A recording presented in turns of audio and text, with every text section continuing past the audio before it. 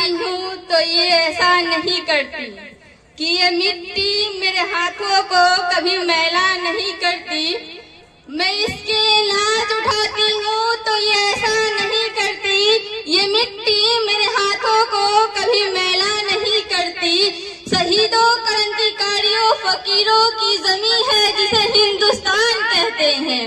शहीदों, क्रांतिकारियों, फकीरों की जमीन है जिसे हिंदुस्तान कहते हैं। माँ बंजर भी हो तो कभी बुज़दिल पैदा नहीं करती। उभरती उमंगे, उभरती अदाएं, उभरती उमंगे, उभरती अदाएं, जिंदा दिली की, शहर दिली की गुजती हवाएं, और जिंदा हिंदुस्तान के फलक के नीचे बहुत ही खूबसूरत इस महफिल में उपस्थित मैं फरीदा की तरफ से आप सब एक एक कदम को सत्कार, मोहब्बत, अदब, इज्जत और प्यार भरा नमस्कार, सलाम, और आप सबको गणतंत्र दिवस की हार्दिक शुभकामनाएं। यदि आप पूछे कि राष्ट्र क्या है तो मैं कहूंगी कि मैं राष्ट्र हूँ, आप राष्ट्र हैं। और यदि इस देश की संख्या 135 करोड़ है तो यहाँ का हर एक नागरिक अपने आप में 1/135 करोड़ हिंदुस्तान है। कोई भी राष्ट्र पर्वतों और पहाड़ों से नहीं बनता बल्कि उसके नागरिकों से बनता है। यदि मैं एक राष्ट्र की तुलना एक भवन से करूँ तो देशभक्ति वो बुनियाद है जिसके बिना वो भवन खड़ा नहीं हो सकता। देशभक्ति कोई उपाधि नहीं जो किसी को दे दी जाए, देशभक्ति कोई उपाधि नहीं जो किसी को दे दी जाए, या फिर कोई वस्तु नहीं कि इसे खरीदी जा सके। देशभक्ति पर भावनाओं का वो प्रकाशा है जो 28 राज्यों, 8 केंद्र शासित प्रदेश से 22 भाषाओं और 1600 से अधिक बोलियों, भिन्न भिन्न आहारों, व्यवहारों तथा सामाजिक, आर्थिक, राजनैतिक असमानताओं के बावजूद राष्ट्र को एकता के सूत्र में बांधे रखती है। महाभारत युद्ध के बाद पितामह भीष्म ने कहा था, राष्ट्र ही सबसे बड़ा धर्म है और देशभक्ति ही सबसे बड़ी पूजा है। मगर देशभक्ति का मतलब ये नहीं कि हम अपनी जान दे, और न ही ये कि अपना सीना चीर कर दिखाए, देखो मेरे दिल में हिंदुस्तान है और मैं देशभक्त हूँ। अपना प्यार, मेहनत और ईमानदारी से करने वाला हर वो शख्स जो इस देश की उन्नति व प्रगति में अपना योगदान देता है वह देशभक्त है। चाहे वो खेत में हल चलाने वाला किसान हो, सीमा पर खड़ा जवान हो, बच्चों को अच्छी शिक्षा देने वाले शिक्षक, या दिन रात मेहनत करने वाले मजदूर। देशभक्ति को समझाने के लिए आमतौर पर लोग इजराइल का उदाहरण लेते हैं, जापान का उदाहरण लेते हैं कि कैसे जापान पर परमाणु बम गिराए गए, उसके बावजूद वो विकसित देशों में अपना अग्रणीय स्थान रखता है। मगर मैं कहना चाहती हूँ कि देश प्रेम का कोई उदाहरण है तो हमारा प्यारा भारत है, जिस पर भले ही परमाणु बम नहीं गिराए गए हो, लेकिन सैकड़ों सालों तक विदेशी आक्रामकताओं को सहने के बावजूद हमें सीना ठोकर ये कहने का हक देता है कि यूनान, मिस्र, रोमा सब मिट गए जहाँ से, यूनान, मिस्र, रोमा सब मिट गए जहाँ से, बाकी मगर है अब भी नामो निशान हमारा।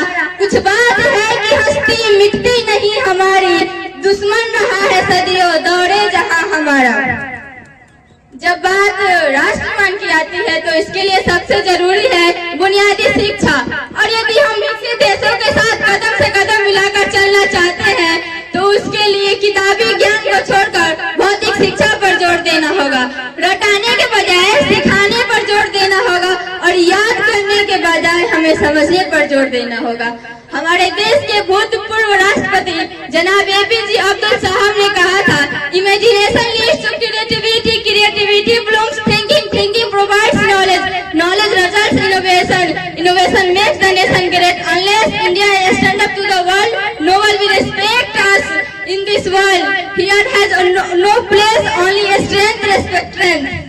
साथियों, भारत हमारा एक कृषि प्रधान में सौर प्रधान देश है, जहाँ एक और आधी से अधिक आबादी कृषि पर निर्भर करती है तो वहीं दूसरी ओर हमारी जवान संसार की दूसरी बड़ी सेना है, मगर बड़े ही दुर्भाग्य के साथ कहना पड़ रहा है कि आज सीमा पर न ही हमारे जवान सुरक्षित है और न ही खेत में उगाने वाला अनाज उगाने वाला किसान। जहां एक और जवानों की शहादत की खबर मिलती है तो वहीं दूसरी तरफ पता चलता है कि कर्ज से तंग आकर किसानों ने आत्महत्या कर ली। जहां किसानों के आलू प्याज 5 रुपए किलो तक नहीं बिक पाते तो वहीं दूसरी तरफ अलगाववादियों पर 500 करोड़ रुपए हर साल खर्च किए जाते हैं, जो भारत को अपना देश नहीं मानते और हमारे जवानों पर पत्थर बरसाते हैं। हमारा सर से तो तब झुक जाता है जब जवानों की शहादत हो या किसानों की आत्महत्या। हमारी राजनेता अपनी राजनीतिक रोटियां सेकने के लिए उल्टी सीधी बयानबाजियां करते हैं। ये मेरी पीड़ा नहीं, ये मेरा क्रोध है जो मुझे ये कहने पर विवश कर रहा है कि बुलंदियों का नशा संतों का जादू तोड़ देती है, कि बुलंदियों का नशा संतों का जादू तोड़ देती है। ये हवा उड़ते हुए पंछियों के बाजू तोड़ देती है और थोड़ी बहुत गैरत जरूरी है सियासी फेरियों, तवायफ का किसी मौके पर घुंघरू तोड़ देती है। यदि हमें एक दृढ़ राष्ट्र का निर्माण करना है तो हमें अपने किसानों को मजबूत बनाना होगा, क्योंकि पानी इनके आंखों में नहीं इनके खेतों में लाना होगा। इन्हें कर्ज मुक्त नहीं, इन्हें आत्मनिर्भर बनाना होगा, क्योंकि जब हमारे किसान आत्मनिर्भर होंगे तब हमारा गांव मजबूत होगा। जब हमारा गांव मजबूत होगा तो हमारे जिले मजबूत होंगे। जब हमारे जिले मजबूत होंगे तो हमारा राज्य मजबूत होगा। जब हमारे राज्य मजबूत होंगे तो हमारा देश मजबूत होगा और निर्माण होगा एक ऐसे भारत का जिसके निर्माण के लिए आज हम सब यहाँ एकत्रित हुए हैं। एक और गंभीर मुद्दे पर चर्चा करते हुए मैं कहना चाहती हूँ कि इस संसार को बताने वाले यत्र नारी समझते रमनते तंत्र देवता, अर्थात जहाँ नारी की पूजा होती है वहीं देवता निवास करते हैं। और भारत में तो हर 5 से 10 मिनट माँ और बहन के साथ बलात्कार होता है और ये पीड़ा तब और बढ़ जाती है जब भारत ओलंपिक में सिर्फ 2 मेडल जीता है और वो दोनों ही मेडल हमारी बहनों के नाम पर होता है। आओ मिलकर एक ऐसे राष्ट्र का निर्माण करें जहाँ माताओं बहनों पर कटाक्ष नहीं बल्कि काव्य पाठ होते हो, बंदी निश्चित नहीं बल्कि खुली आजादी मिलती हो, जहाँ मोबलिचिंग जैसी घटनाएं नहीं वसुधैव कुटुंब की पालना होती हो।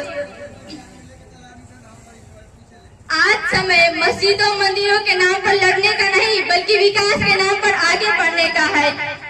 आज समय सरकार से ये